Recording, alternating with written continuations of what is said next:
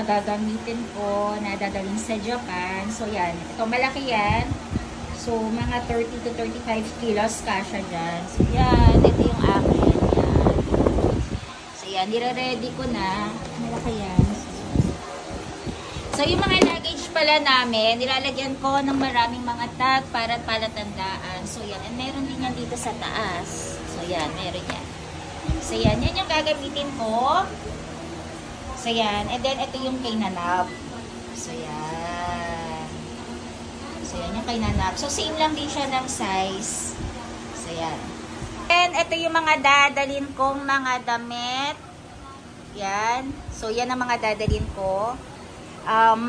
Baka kung kukulangin ako, dadagdagan ko na lang or baka bumili na lang din ako doon sa mismo sa Japan.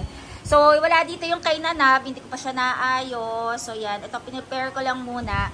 So, ito, tag-isa kami na paghihiwalayin ko na lang kasi maghihiwalay kami ng luggage. So, ito, gagamitin namin siguro to pag nag-Disney na kami. Yan, sweatshirt yan. Yung pinakita ko sa inyo, binili namin sa Disneyland sa Hong Kong. And then, itong apat na to, kung naalala ninyo, busini to na 3. 4 yan pala, 4. So, yan.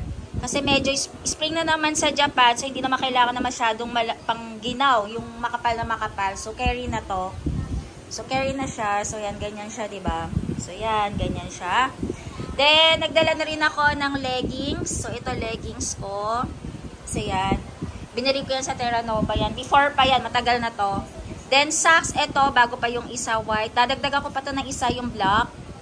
Then, since kung hindi naman ganun kaginaw, nagdala na rin ako nung 3/4 lang, yung mga hanggang ano lang, yan o, yung ganyan. Pero close neck pa rin siya, yan. Then, kung hindi maginaw masyado, pwede ko na suotin to. Or kung medyo maginaw, patungan ko na ng isang jacket. Dala ko ng jacket. Medyo dark na lang yung jacket na kulay na dinala ko. Hindi yung light kong jacket. Then, ito, dala ko ng, syempre, jacket pa, ano pa rin to eh, sweatshirt pa rin to. So, yan, yung gray and black. So, parehas ito, sa Stradivarius ko yung binili before. Ito, hindi naman bago yan. Then, itong pants, 4 na pants. So, 2 dark na pants. Then, 2 light na pants. So, yan yung mga dadaling ko. Or, isa dyan, susuotin ko na. So, paano ko ba siya pinofold? Pag pinofold ko pala siya, mga kalakatseras, ganito. So, yan. Yan. Magdadala ako ng isang, ripped jeans. So, yan. So, pag inaano ko siya ganito, ganyan. Yan, ganyan ko siya inaano. Yan. Then, ifo-fold mo ulit ng isang ganyan. Then, fold mo ganyan. Then, ganyan. O, diba? Para hindi siya masyado lukot at hindi siya kakain ng space sa bag. So, yan.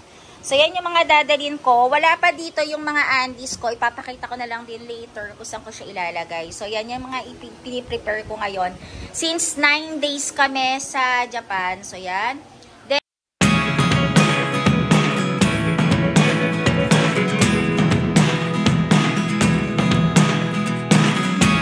I never really know what's going on. Look at me sometimes like all you want to do is run. Hear me out, hear me out. If all the things you never show, there are the things. kalokatseras, ang gagawin ko nga rin pala dito para hindi rin ako mahirapan sa mga damit na to. Sa mga damit ko. Para everyday, alam ko na yung susuotin ko.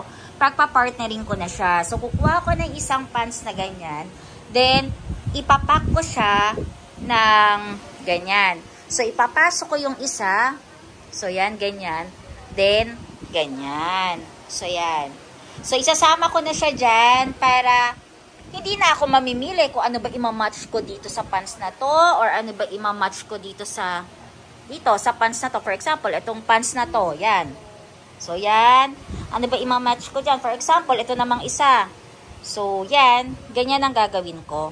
Para hindi na ako mahirapan, diba? Nakapack na siya ng ganyan na ilalagay ko siya dito sa mismong luggage. So, yan. Lang din dito ang gagawin ko. Syempre, diba, hindi ko pa maalam kung gagamitin ko to.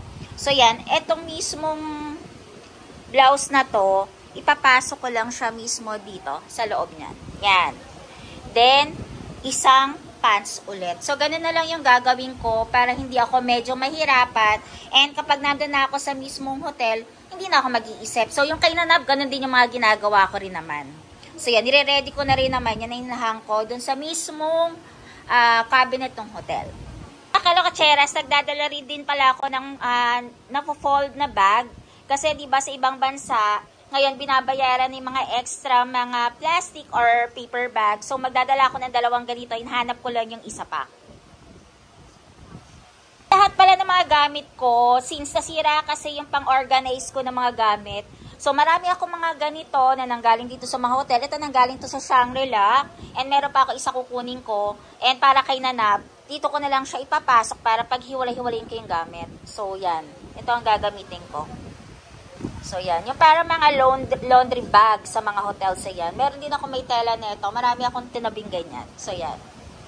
Guys, ito inopen ko naman yung luggage ni Nanab. Kasi meron na akong mga nilagay dito na mga gamit para hindi ko na rin makalimutan. Kasi uunahin ko ipack yung dun sa may luggage ko bago tong sa kanya.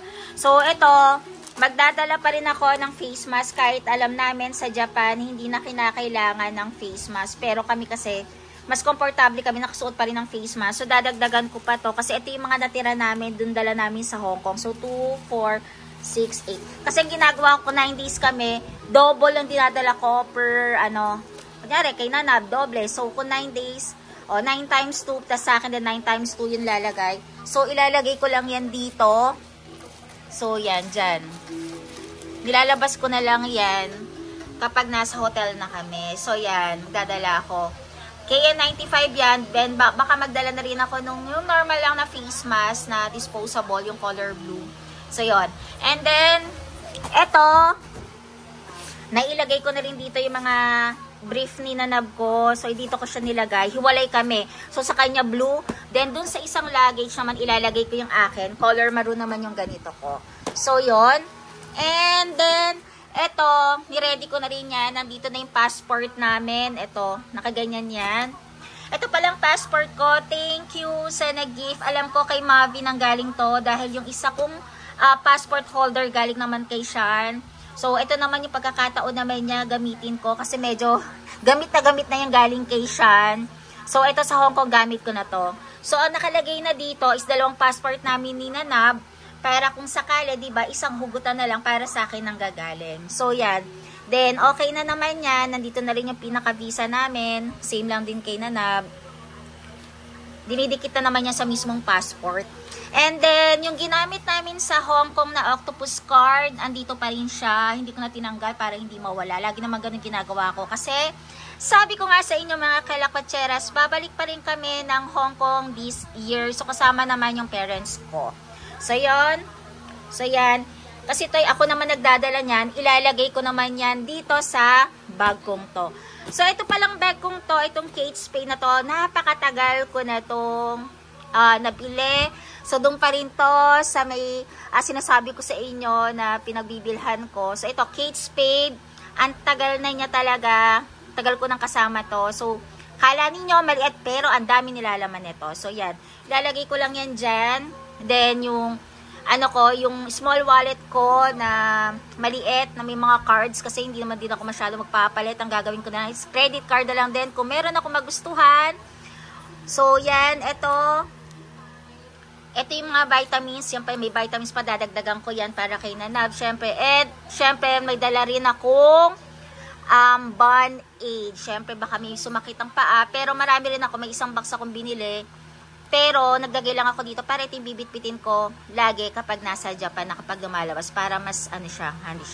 And nga pala, ito, papalitan ko na pala itong mini wipes. Ito yung sinasabi ko sa inyo sa last vlog ko na nakakabitin siya and anipis. Kapag gumagamit ako, 3 pa ata para sa isang gamitan ko lang. So, ilan lang laman nito? 8. So, bibili ako ng isa pa. So, yan ilalagay ko. Ito, hindi ko pala gagamitin ito sa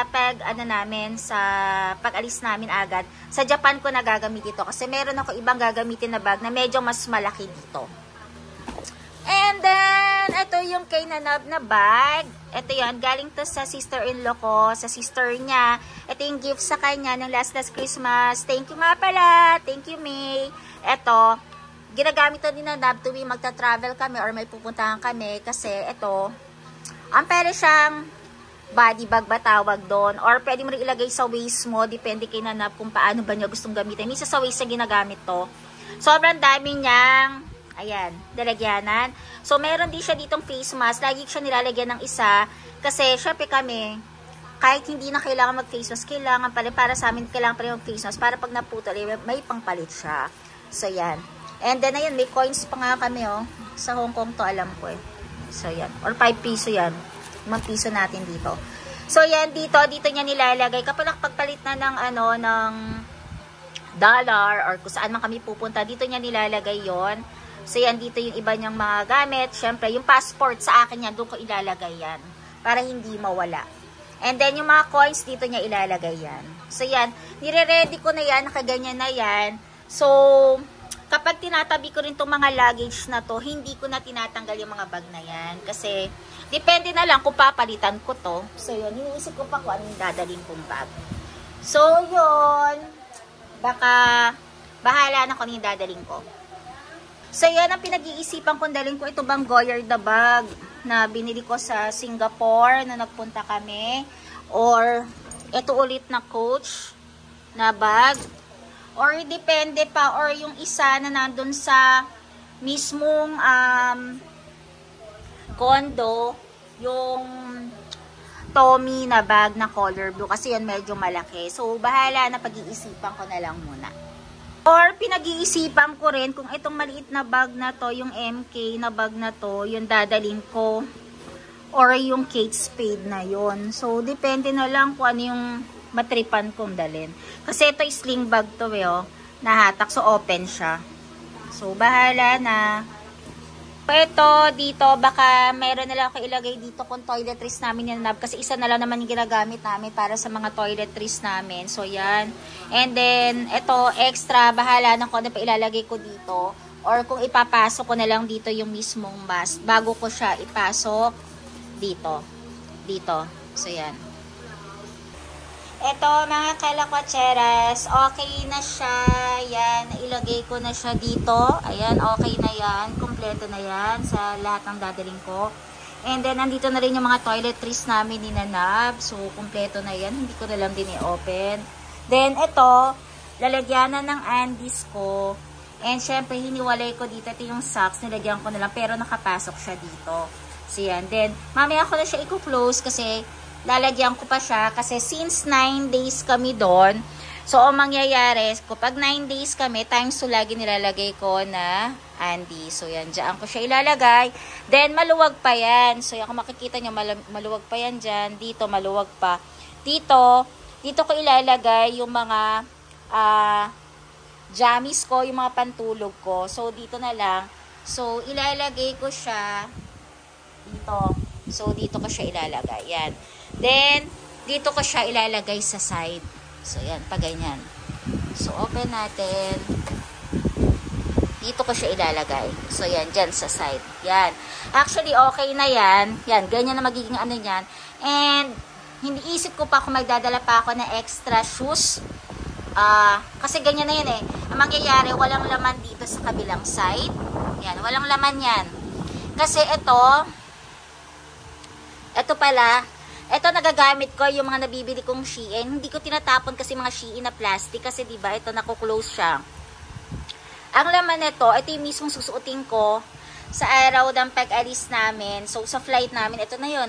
Ito, naka-ready na yan. Pants, then yung susuotin kong top, and may undies na yan. Para alam ko na ito na siya. Pugutin ko na lang, nasa raw siya ng luggage. Bago kami umalis, dito ko na lang siya kukunin. Then ito, wala talagang laman to. So, para kung sakali, pag nakabili ng pasalubong, yan, dyan ko lang lagi siya nilalagay. Kasi maghiwalay naman kami ng luggage ni Nanab. So, yan. Kung may shoes, siguro, yung ilalim nito kasi, yan, dito, may para kasing wave yan na ganon.